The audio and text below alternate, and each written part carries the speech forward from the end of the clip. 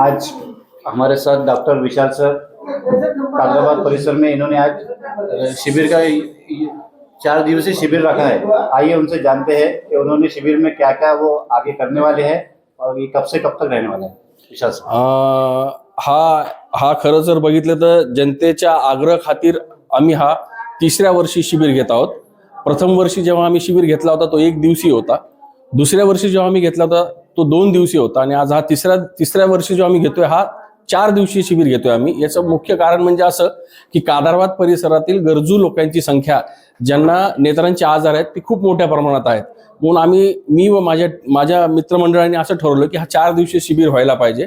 ह्या शिबिरामध्ये आम्ही चष्मे वाटप करणार आहोत आणि ज्यांना मोतीबिंदूचा प्रॉब्लेम आहे, कॅटरॅक्टचा प्रॉब्लेम आहे, त्यांचा आम्ही शस्त्रक्रिया पण करणार आहोत।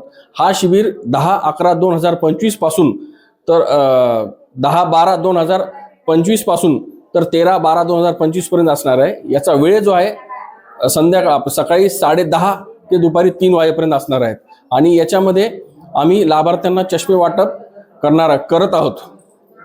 धन्यवाद।